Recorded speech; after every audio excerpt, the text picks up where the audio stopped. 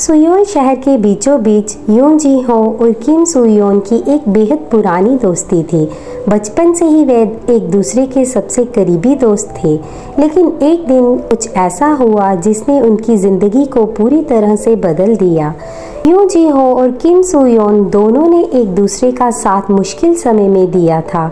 उनका रिश्ता इतना गहरा था कि उन्होंने कभी सोचा भी नहीं था कि यह किसी और रिश्ते में बदल जाएगा। लेकिन कॉलेज में प्रवेश करते ही दोनों की भावनाएं धीरे धीरे बदलने लगी।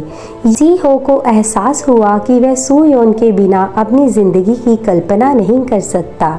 उसे इस बात का डर था कि अगर उसने अपने दिल की बात कह दी तो कहीं सुयोन उसे छोड़ ना दे। लेकिन सुयोन भी अंदर ही अंदर जी हो को चाहने लगी थी, पर उसने कभी इसका इजहार नहीं किया क्योंकि उसे लगता था कि जी हो सिर्फ उसका दोस्त है।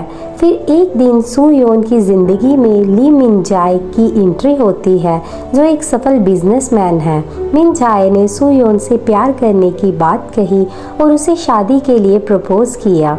सुयोन को समझ नहीं आया कि वह क्या करे।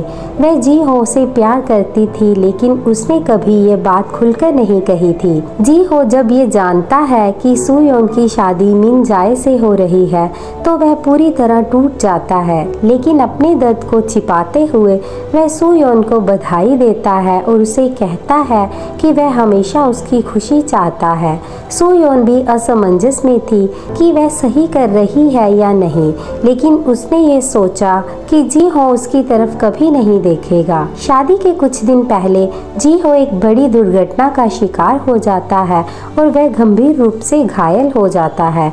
अस्पताल में वह मौत के मुहाने पर था। सुयोन को जब ये पता चला तो वह भागकर उसके पास आती है और अपने दिल की सारी बातें कह देती है। वह कहती है कि मैं तुमसे ही प्यार करती हूँ, लेकिन मैं इस डर में जी रही थी कि तुम मुझे कभी इस नज़र से नहीं देखोगे। जी हो सुयोन को देखता है और उसके आंसुओं को पोंछते हुए धीरे से कहता है कि मैं भी तुमसे प्यार करता हूँ, लेकिन मैं हमेशा डरता था कि कहीं मेरी वजह से तुम दुखी ना हो जाओ।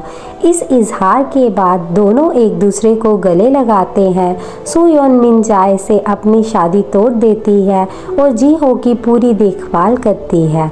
जी हो जल्द ही ठीक हो जाता है और दोनों अंततः साथ रहने का फैसला करते हैं। ये कहानी हमें सिखाती है कि प्यार को हमेशा समय पर व्यक्त करना चाहिए, अन्यथा कभी कभी बहुत देर हो जाती है।